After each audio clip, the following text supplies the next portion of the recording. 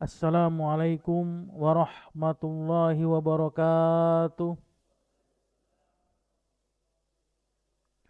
Bismillahirrahmanirrahim. Wassalatu wassalamu ala rasulillah Nabiyina al-karim al-mustafa wa mawala Sayyidina Muhammad ibn Abdillah salatullahi wassalamuhu balagha risalah wa addal amanah wa nasahal ummah وجاهد في الله حق جهاده حتى تركنا على البيضاء ليلها كنهارها لا يزيغ عنها إلا هالك صلاة الله وسلامه وعلى آله وصحبه ومن تبعهم بإحسان وجهاد واتباع إلى يوم الدين. قال الله تعالى في القرآن الكريم: يا أيها الذين آمنوا اتقوا الله حق تقاته ولا تموتن إلا وأنتم مسلمون. وقال تعالى: يا أيها الناس اتقوا ربكم الذي خلقكم من نفس واحدة وخلق منها زوجها وبث منهما رجالا كثيرا ونساء واتقوا الله الذي تساءلون به والأرحام إن الله كان عليكم رقيبا. وقال تعالى: يا أيها الذين آمنوا اتقوا الله وقولوا قولا سديدا يصلح لكم أعمالكم ويغفر لكم ذنوبكم ومن يطع الله ورسوله فقد فاز فوزا عظيما. أما بعد، Rabbi israh li sadri wa yassir li amri wahlul 'uqdatam min lisani yafqahu qawli wa ba'd. Barakallahu alhamdulillah.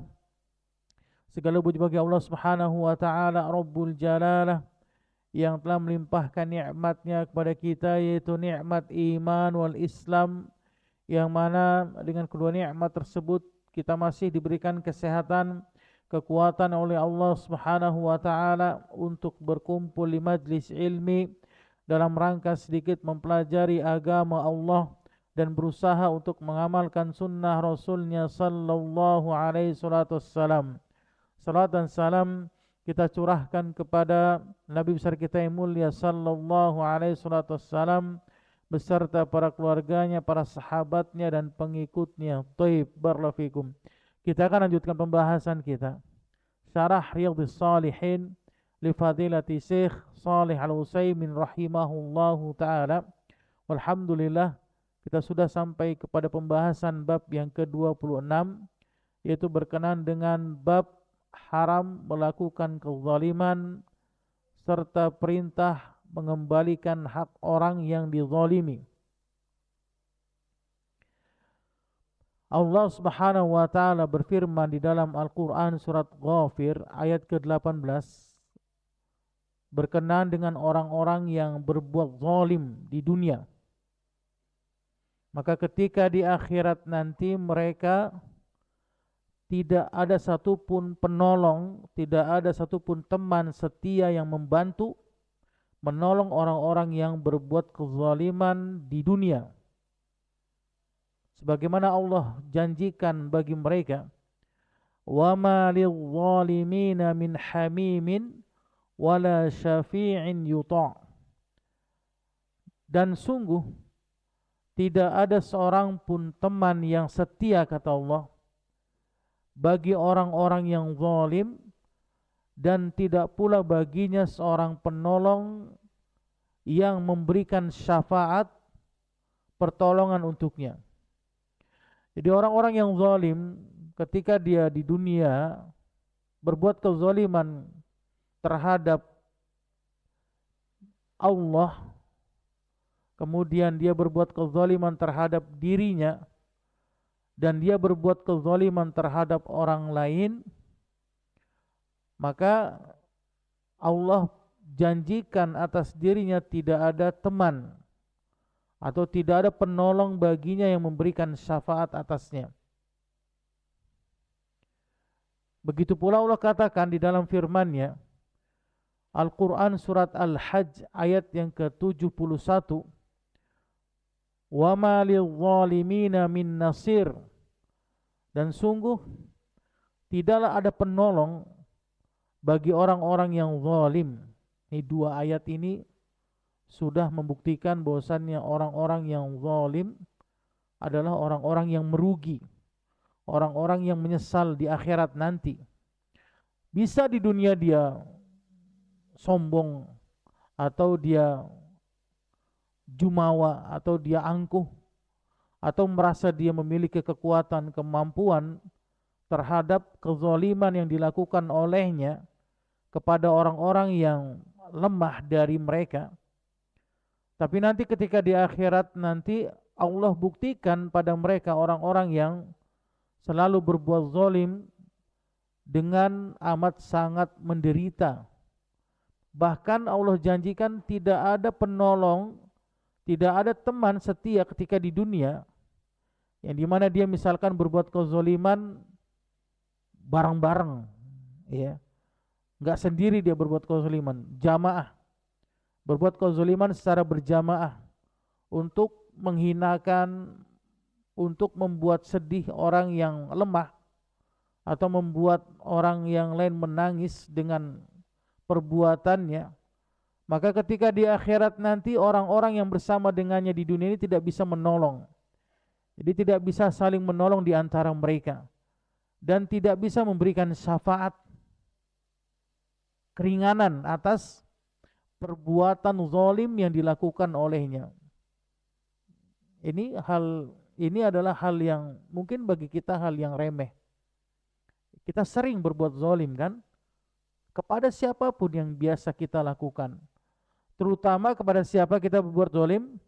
Kepada keluarga kita, istri kita, kepada anak-anak kita. Ini tanpa kita sadari kita sering berbuat zalim. Dan kita sebagai ayah atau sebagai kepala rumah tangga, kita jarang untuk meminta maaf kepada mereka dari kesalahan yang kita lakukan dengan sengaja. Dengan sengaja, bukan dengan tidak sengaja. Ya, kita sering menyakiti istri dan anak-anak kita. Kita sering menyakiti orang tua kita. Kita sering menyakiti keluarga dekat kita, apalagi orang lain, dengan perbuatan yang kita lakukan. Ini janjinya Allah.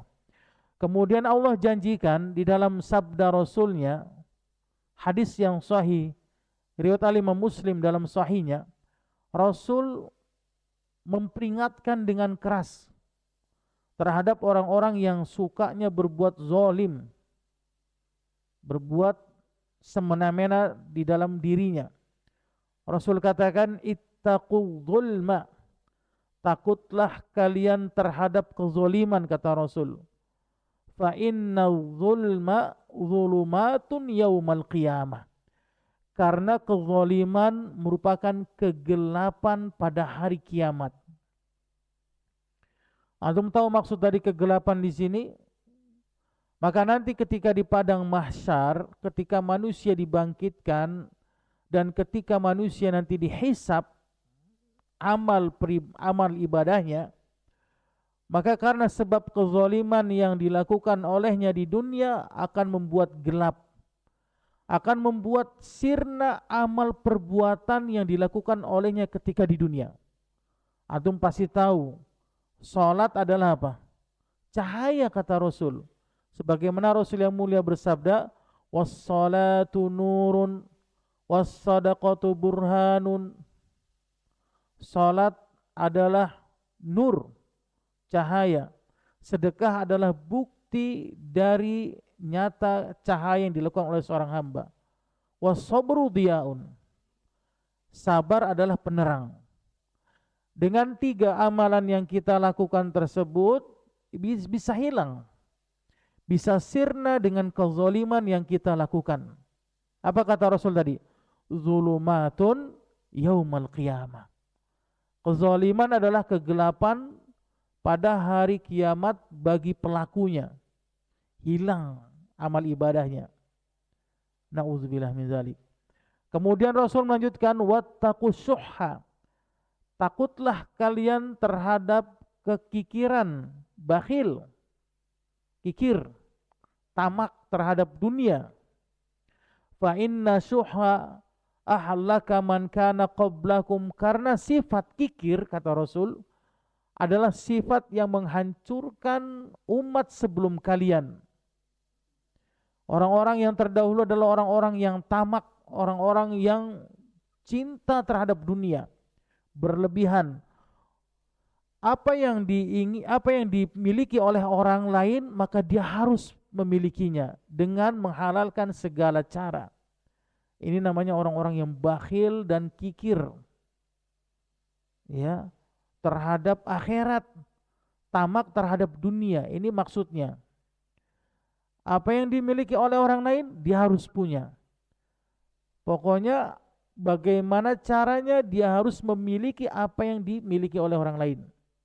Kalau antum punya sifat seperti ini, maka hendaklah kita bertaubat kepada Allah karena menghancurkan amal ibadah kita.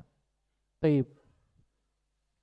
Kemudian Rasul yang mulia mengatakan, melanjutkan, hamalahum ala ansafaku dima'ahum, dengan sifat kikir atau sifat bakhil mendorong manusia untuk menumpahkan darah.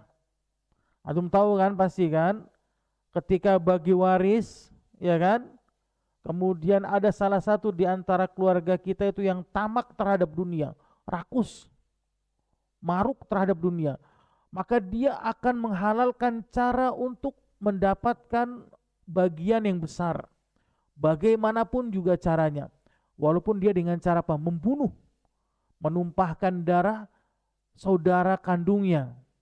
Banyak ceritanya, ya. Atau misalkan dia menghalalkan cara untuk membunuh suaminya untuk mendapatkan harta yang besar. Begitu pula dia menghalalkan cara untuk membunuh istri untuk mendapatkan harta yang besar dari bagian yang dimiliki olehnya. Ini karena sebab apa? Kikir, bakhil, tamak terhadap dunia yang dicintai berlebihan olehnya. Kemudian Rasul melanjutkan, wastahallu maharimahum, dan dengan sifat kikir mereka mendorong dari menghalalkan kehormatan, membunuh. Kemudian dengan sifat bakhil tamak, bahkan mereka rela memutus tali silaturahim yang ada pada mereka. Ini karena sebab apa? Zalim dan tamak terhadap dunia. Taib, barakallahu fikum. Oleh karena itu Syekh mengatakan, kezaliman yang dimaksud pada pembahasan yang kita bahas pada pagi hari ini mencakup dua perkara. Perkara yang pertama, beliau katakan, tahrimul zulmi, haram melakukan kezaliman kepada diri dan kepada orang lain. Ini yang pertama. Jadi nggak boleh kita berbuat zalim terhadap diri kita sendiri. Apa contohnya kita berbuat zalim terhadap diri kita sendiri? Kita mampu nih untuk membuat sehat badan kita,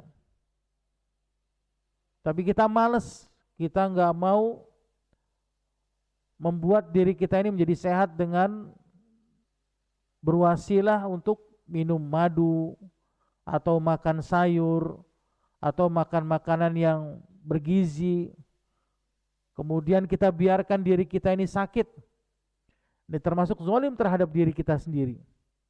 Kemudian zalim terhadap orang lain, ini juga dilarang. Ini juga haram. Kemudian perkara yang kedua dijelaskan oleh Syekh, wujubu raddil mazalim, wajib untuk mengembalikan hak orang yang dizolimi. Wajib hukumnya.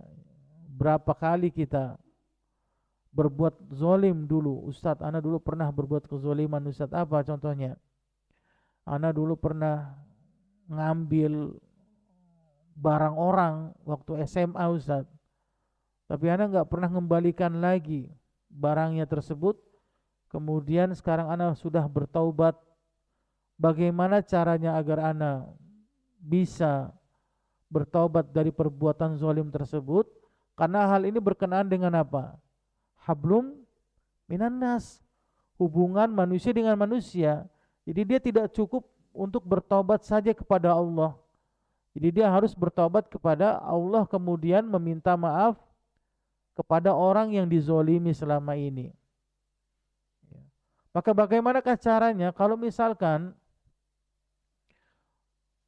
antum sudah berusaha untuk antum cari informasi terhadap teman yang dulu antum pernah zolimi, antum pernah sakiti, kemudian antum tidak menemukan kabarnya dari teman-teman antum yang lainnya, kemudian antum tidak menemukan titik terang, maka dijelaskan oleh para ulama dengan cara antum bersedekah dengan atas nama teman yang antum zolimi ketika itu. Ya, jadi antum misalkan dulu pernah ngambil uang teman antum sebesar 50.000. Ya, dulu 50.000 besar, ya.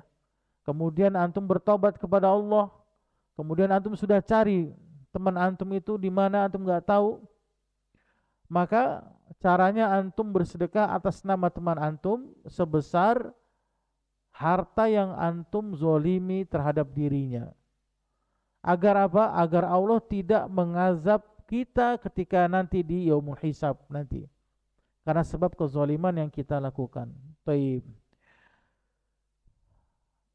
Zalim menurut bahasa adalah sesuatu yang kurang, itu menurut bahasa. Jadi kalau dikatakan zalim adalah sesuatu yang akan mengurangi. Sebagaimana Allah firmankan di dalam Al-Quran surat Al-Kahfi ayat ke-33, kiltal jannataini atat ukulaha walam tawlim minhu syai'a, kata Allah.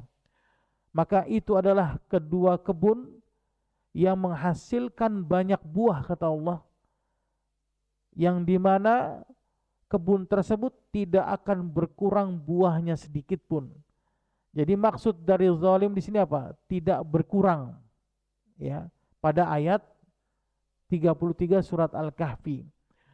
Jadi kezaliman secara bahasa adalah sesuatu yang akan mengurangi. Nah, lantas bagaimanakah kezaliman menurut istilah? Kezaliman menurut istilah adalah sesuatu yang mengurangi pahala seseorang yang dilakukan olehnya ketika di dunia. Ini dikatakan zalim. Jadi kalau kita berbuat zalim di dunia, contohnya kita suka iseng, suka jahil sama teman kita, atau kita bercanda tapi bercandanya kelewatan. Kita sering nyubit dia, kemudian kita sering mukul dia bagian bahunya. Dia nggak senang, dia nggak suka, nggak terima dia. Ya. Kemudian kita sering nepok dia dengan kencang, atau kita sering ledek dia, sering apa? Nyindir berlebihan, sering menghina dia. Ini termasuk kezaliman yang tanpa disadari oleh antum, maka nanti akan dihisap oleh Allah. Pasti dihisap. Kalau amal ibadah antum banyak, alhamdulillah, syukur antum. Tapi kalau amal ibadah antum sedikit, itu kezaliman akan mengambil amal ibadah yang antum lakukan di dunia. Kemudian setelah itu apa? Kalau sudah habis amal ibadah yang antum lakukan, maka akan diambil dari apa? Dosa orang yang dizolimi akan ditimpahkan kepada orang yang berbuat zolim. Jadi transfer, ya, transfer dosa orang yang dizolimi kepada orang yang berbuat zolim, karena sudah habis pahalanya dia. Ya, transfer pahala, kemudian kalau sudah habis bagaimana? Dosanya ditransfer. Ini sudah bukti nyata. Ini hadisnya di Sahih. Ya. Maka dikatakan oleh Rasul apa? Zulumatun liyaumal qiyamah. Kezaliman adalah apa? Kegelapan pada hari kiamat, itu maksudnya. Itu akan menghapus pahala yang kita lakukan dan akan menambah dosa yang dilakukan bukan dengan apa yang kita lakukan. Itu dosa orang lain. Kemudian akan ditimpahkan kepada kita. Nauzubillah min dzalik. Taib.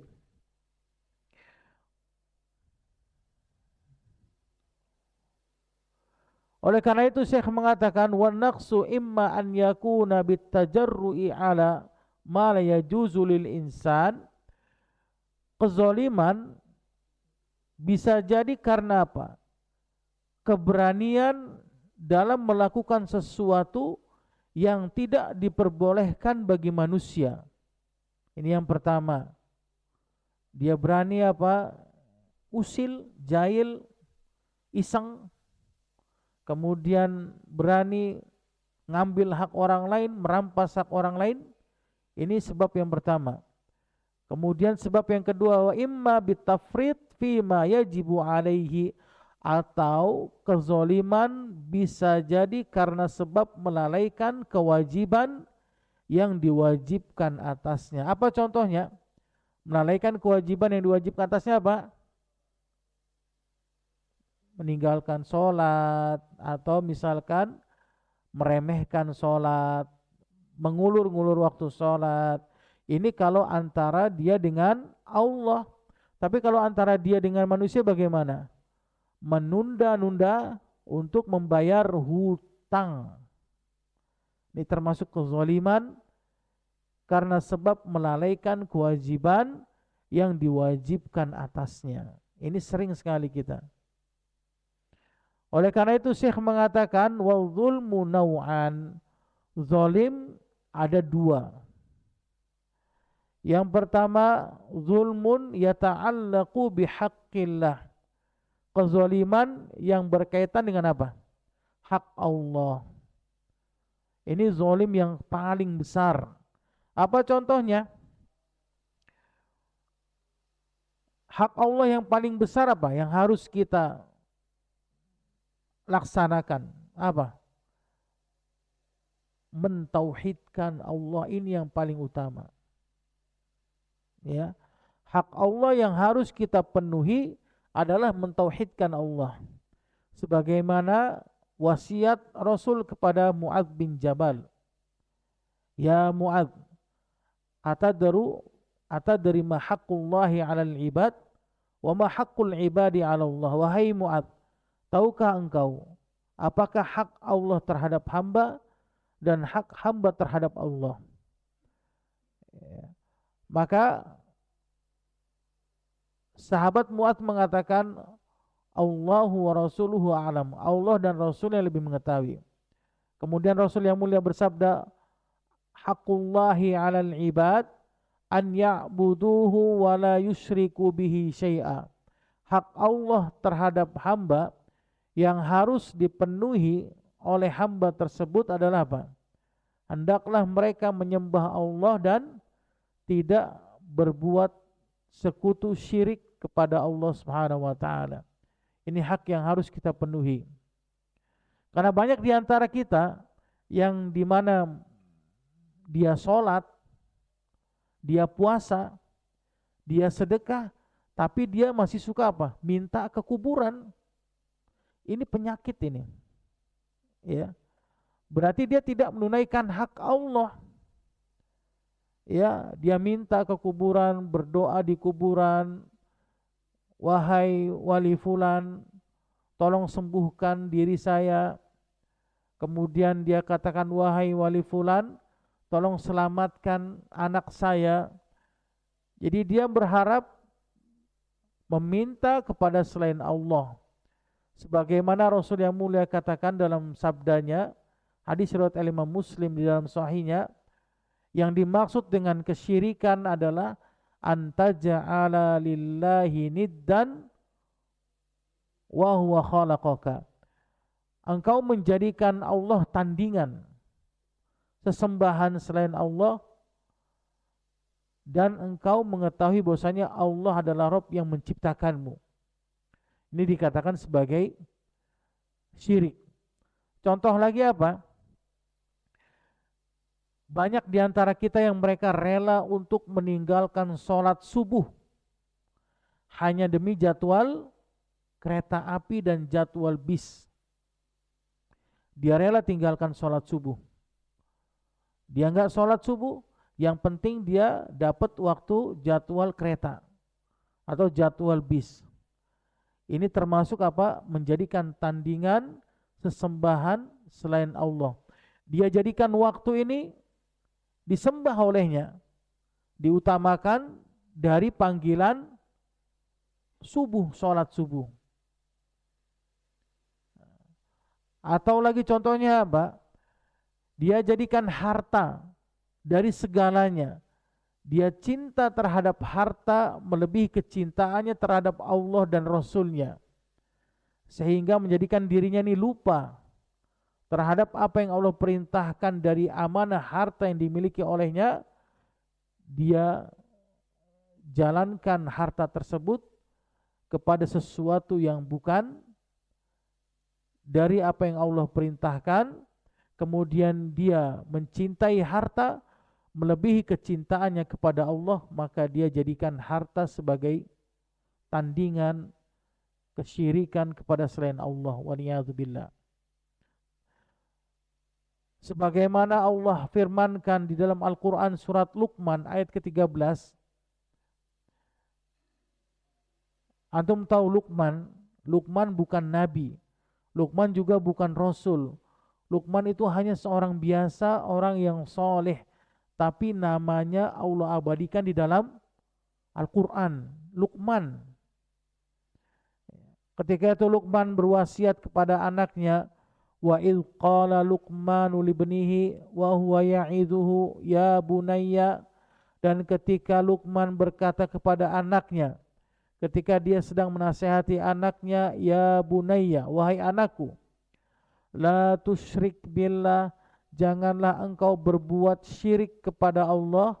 Inna syirka la zulmun azim. Sesungguhnya kesyirikan adalah perbuatan zalim yang sangat besar. Jadi kezaliman yang besar, yang paling besar adalah kezaliman kepada Allah.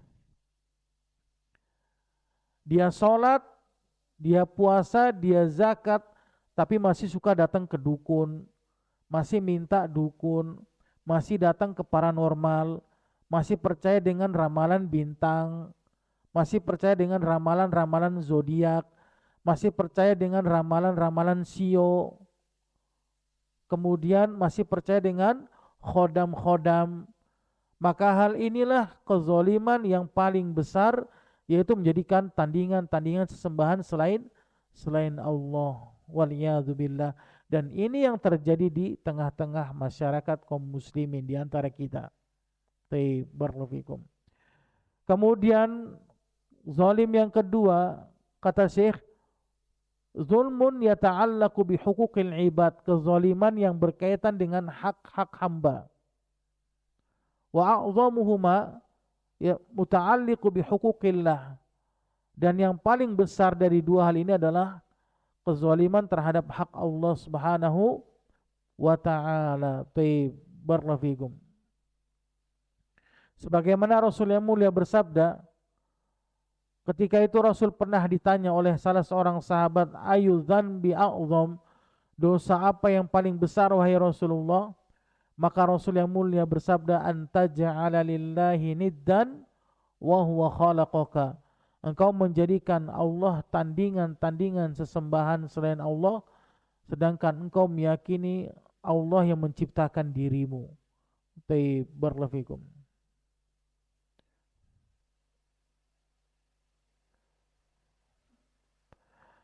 Oleh karena itu Syekh mengatakan, wa kullu zulmin bi anwa'ihi muharram. Setiap zalim dari jenis macamnya ini diharamkan oleh Allah. Baik zalim terhadap Allah maupun zalim terhadap manusia. Ini semuanya diharamkan oleh Allah. Karena orang-orang yang zalim Allah pastikan apa? Walan yajidal zalimu man yansuruhu. Dan tidak akan ditemukan orang-orang yang zalim penolong pada hari kiamat nanti. Enggak ada penolongnya. Sebagaimana Allah janjikan, wa ma lidh-dhalimina min hamimin wala syafi'in yuta'.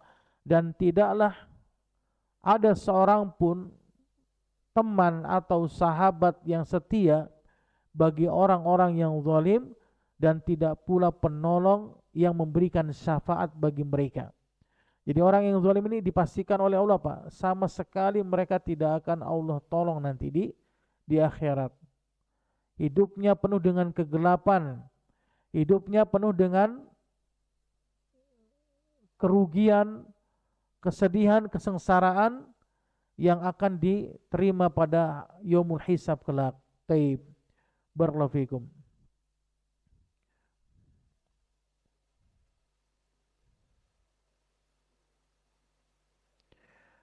Dan termasuk dari kezaliman yang tadi sudah kita jelaskan apa?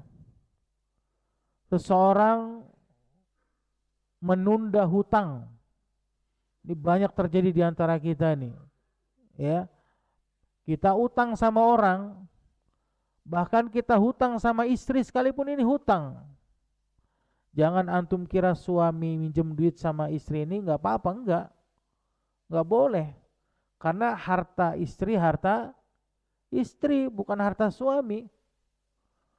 Harta suami juga harta suami ya, jangan dikira harta suami harta istri, tidak. Ya, harta suami, harta istri istri. Kewajiban suami adalah memberikan nafkah kepada istri dan anak-anak. Baik. Maka ketika suami berhutang kepada istri misalnya, maka dia wajib untuk memberikan atau membayar hutang, melunasi hutangnya.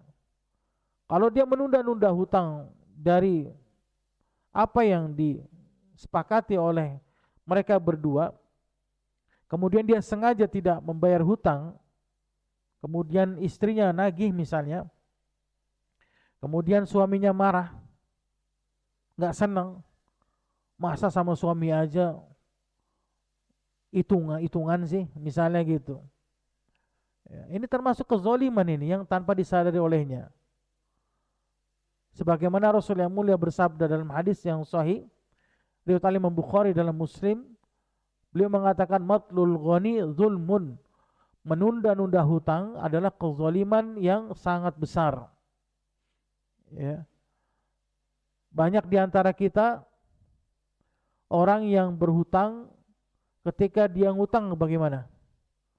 Dalam keadaan ngemis, melas, ya bahkan dia tampakkan wajah sedih. Tapi ketika dia ditagih oleh orang yang diutangin, mukanya lebih ngeri daripada orang yang dihutangin. Ya, bahkan dia lupa, seakan-akan dia apa? Lupa terhadap hutangnya.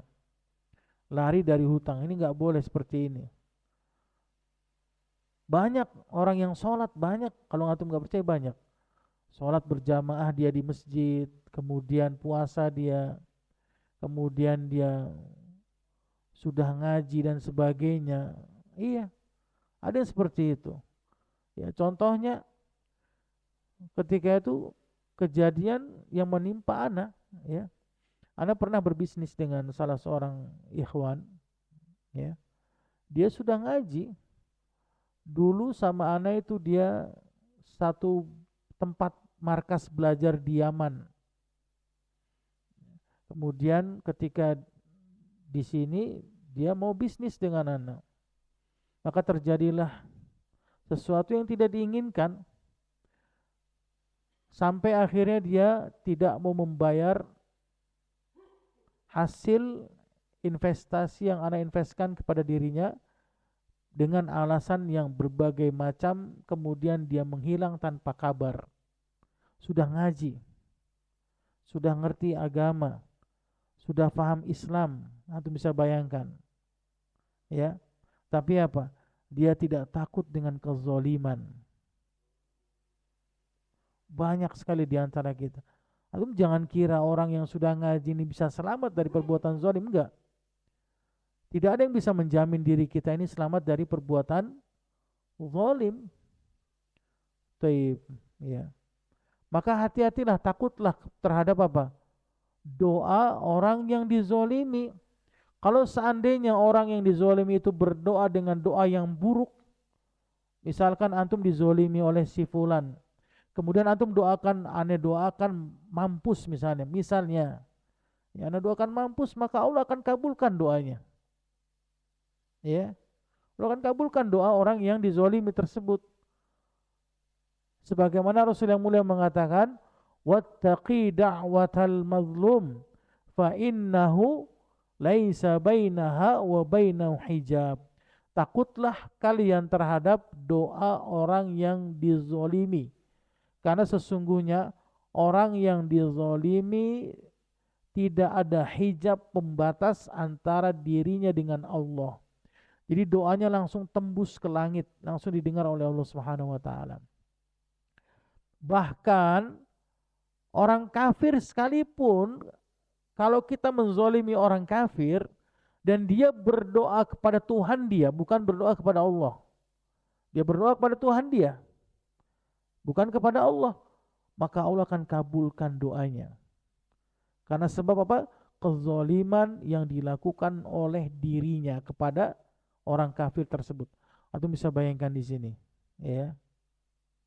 Siapapun dia, mau dia petinggi kah, mau dia atasan kah, mau dia punya jabatan kah, mau dia orang rendah, orang hina, kalau dia berbuat zalim kepada orang lain, maka Allah akan jamin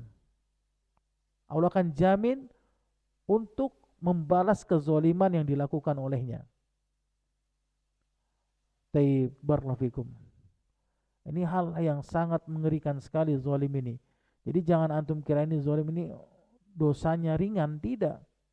Zalim ini dosanya besar, ya. Bahkan bisa menghapuskan atau bisa membangkrutkan amal ibadah seorang. Bisa bangkrut dia. Taib barakallahu fikum.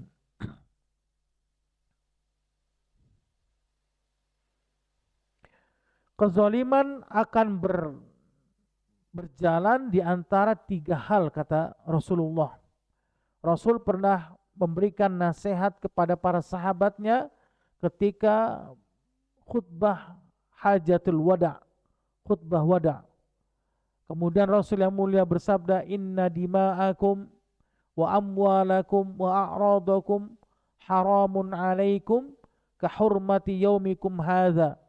Sesungguhnya darah kalian, harta kalian, dan kehormatan kalian haram atas kalian sebagaimana haramnya pada hari ini, kata Rasul. Wa fi baladikum hadza wa fi syahrikum hadza, sebagaimana atas haramnya pada negeri ini dan pada bulan ini. Jadi Rasul akan marah terhadap kezoliman seseorang yang dilakukan oleh orang lain dengan menumpahkan darah yang pertama, kemudian merampas harta orang lain, yang ketiga merampas kehormatan orang lain. Ini akan berjalan dari tiga hal ini: darah, harta, yang ketiga apa? Kehormatan. Ini kezoliman seperti itu biasanya. Adapun kezoliman yang berkaitan dengan darah apa tadi? Pembunuhan. Istri ngebunuh suaminya, suami ngebunuh istrinya, anak ngebunuh orang tuanya. Karena sebab apa? Tamak terhadap harta. Dia rela untuk apa? Membunuh. Kemudian tetangga membunuh tetangganya, abang membunuh adiknya ataupun sebaliknya. Kemudian yang kedua, kezaliman karena sebab harta yang tadi kita jelaskan. Dan yang ketiga, kezaliman terhadap kehormatan. Seorang laki-laki merampas kehormatan perempuan dengan apa? Berzina. Kemudian liwat, antum tahu liwat kan? Homoseksual, tidak sedikit dari pimpinan pondok pesantren yang melakukan homoseksual terhadap para santrinya. Dan dia berani apa? Merampas kehormatan orang lain. Atau dia apa? Mensetubuhi santriwatinya. Ini banyak di antara kita yang terjadi. Ayah mensetubuhi anaknya, merampas kehormatan anaknya, kemudian anak merampas kehormatan ibunya, dan banyak lagi hal-hal yang terjadi di antara kita yang menjadi kebiasaan dan bahkan menjadi hal yang wajar bagi kita. Na'udzubillah min dzalik. Taib, barakallahu fikum.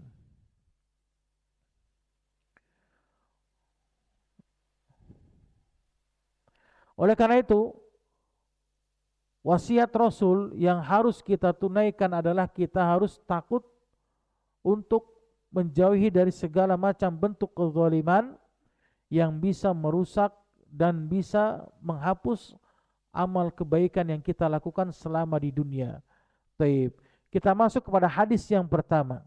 Dari sahabat Abu Hurairah radhiyallahu taala anhu, Rasul yang mulia bersabda, "La tu'addunnal huquqa ila ahliha yaumal qiyamah hatta yuqada lisyatil jalha minasyatil qarna." Semua hak, kata Rasul, pasti akan dipenuhi pada hari kiamat nanti. Jadi semua hak-hak makhluk Allah ini pasti akan Allah tunaikan di hari kiamat nanti. Barakallahu. Sehingga kambing yang ditanduk oleh kambing lain, kata Rasul, maka akan diberikan hak untuk menanduk kambing tersebut. Atau bisa bayangkan kambing saja, kalau di dunia dia ditanduk oleh kambing lain, ya kemudian maka nanti pada hari kiamat nanti Allah akan hidupkan kambing tersebut dan Allah akan minta kambing yang ditanduk untuk menanduk kambing yang lainnya. Ini binatang loh, yang gak punya akal, bagaimana dengan manusia.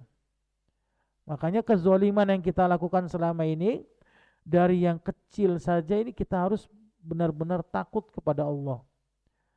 Ya, barakallahu fikum. Oleh karena itu, Syekh mengatakan,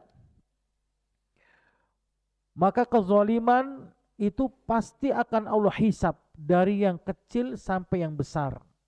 Ya, dari yang kecil sampai yang besar. Apa contohnya? Ustadz, dulu Anda pernah dizolimi sama orang tua Anda, Ustadz. Apa contohnya untuk dizolimi? Anda dipukulin, Ustadz, sampai berdarah-darah, sampai bengep-bengep. Ya. Padahal kesalahan Anda itu enggak terlalu besar, Ustadz. Anda sudah minta maaf, tapi orang tua Anda tetap mukulin Anda. Apakah Anda harus melawan? Atau Anda harus diam saja, Ustadz? Atau harus bersabar di situ? Kewajiban seorang anak bagaimana? Harus berbakti, berbuat baik kepada orang tua. Adapun kezoliman orang tua yang dilakukan olehnya kepada anaknya, maka tanggung jawabnya kepada siapa? Kepada Allah nanti pada hari kiamat. Kalau anaknya tidak memaafkannya, anaknya tidak memaafkan perlakuan antum, antum pukul anak antum misalnya, pukul mukanya, boleh nggak antum mukul muka anak? Boleh nggak? Nggak boleh antum mukul muka. Tidak diperbolehkan antum memukul muka anak. Ya, Ustadz katanya boleh mukul, Ustadz boleh mukul, iya. Boleh memukul, tapi memukul dengan pukulan mendidik. 3 hal boleh memukul, kecuali antum memukul bagian muka. Ini haram hukumnya, antum memukul muka, bagian muka anak antum. Kemudian yang kedua apa? Antum dilarang memukul dengan pukulan penuh dendam. Wah, antum habuk tuh anak antum tuh. Ya, enggak sholat dia misalnya, tidak sholat subuh, bangunnya jam 7, sengaja antum habek dia sampai pukulan itu seperti antum dendam sama anak antum. Itu dilarang. Sampai berdarah-darah, badannya semua penuh bengkak, luka-luka dan sebagainya. Kemudian yang ketiga apa? Pukulan yang meninggalkan bekas ini dilarang oleh syariat. Ya, meninggalkan bekas. Antum ambil rotan, kemudian antum cambuk anak antum dengan rotan sampai patah, sampai bengkak-bengkak, ini dilarang oleh syariat. Barakallahu. Ya. Maka hal ini nanti akan dipertanggungjawabkan pada hari kiamat nanti kalau anak-anak antum tidak memaafkan antum. Karena sebab dosa kezaliman yang antum lakukan kepada mereka. Barakallahu. Kemudian kita masuk kepada hadis yang selanjutnya.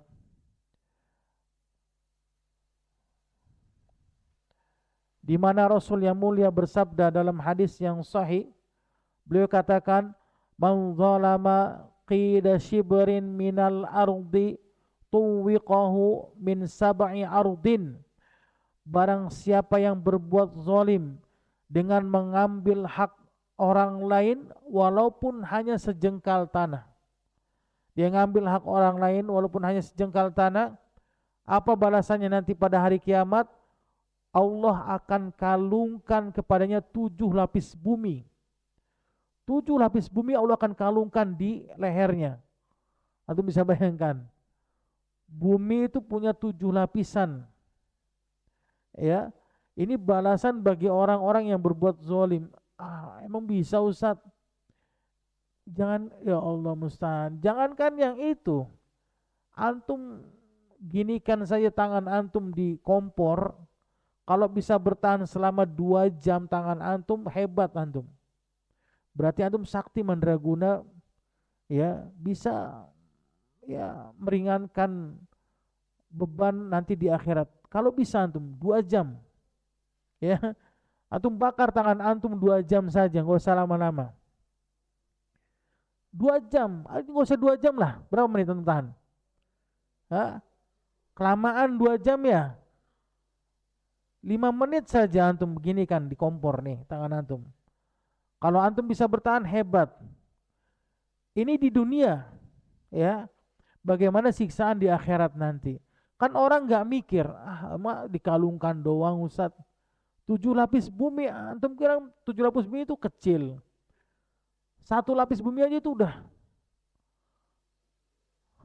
Batu yang besar aja niban kita pecah pala kita semua. Itu batu yang besar, itu kalau nimpa kepala kita pecah. Gimana kalau gunung? Gimana kalau 1 lapis bumi? Gimana kalau 7? Ini janji Allah. Ya. Orang-orang yang zalim maka Allah akan janjikan apa? Walaupun dia merampas hak orang lain dengan 1 jengkal tanah, ya. Kemudian dia rampas, maka janji Allah akan dikalungkan pada tubuhnya 7 lapis bumi. Hadis sahih riwayat Imam Bukhari dan Muslim, muttafaq alaih.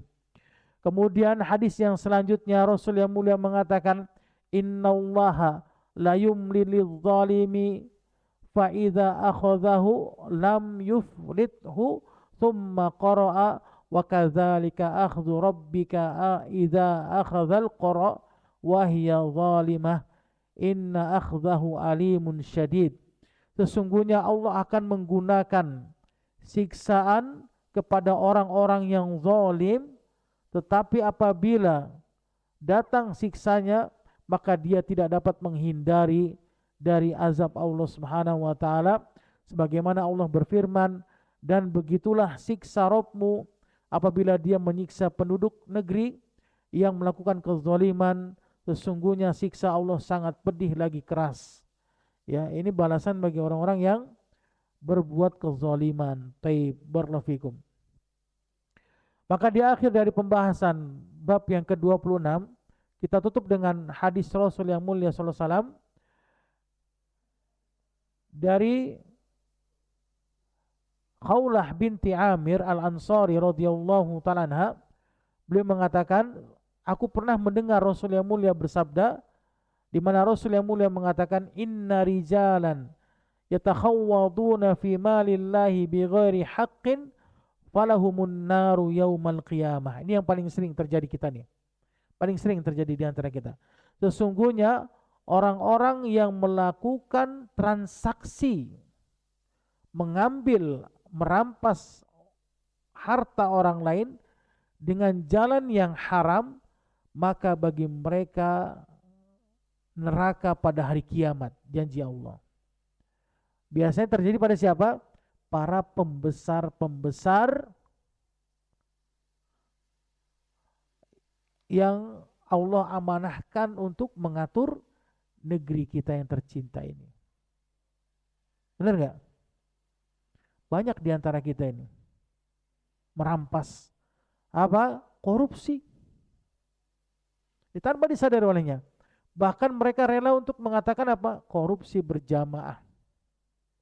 Ya. Jadi mereka itu melakukan transaksi dari harta yang haram, yang diambil dari harta orang lain, digunakan olehnya, maka baginya neraka Allah yang akan menanti dirinya. Waliyadzubillah, tsumma na'udzubillah min dzalik. Semoga Allah Subhanahu wa taala melindungi kita dari dosa kezaliman, dan semoga Allah Subhanahu wa taala mengampuni dosa-dosa kita dari dosa zalim yang kita lakukan dengan sengaja ataupun tidak sengaja. Dan semoga Allah matikan kita di atas kalimat tauhid, kalimat la ilaha illallah. Wallahu a'lam bishawab. Wallahu a'lam. Ada pertanyaan silakan. Tayyib, barakallahu fikum.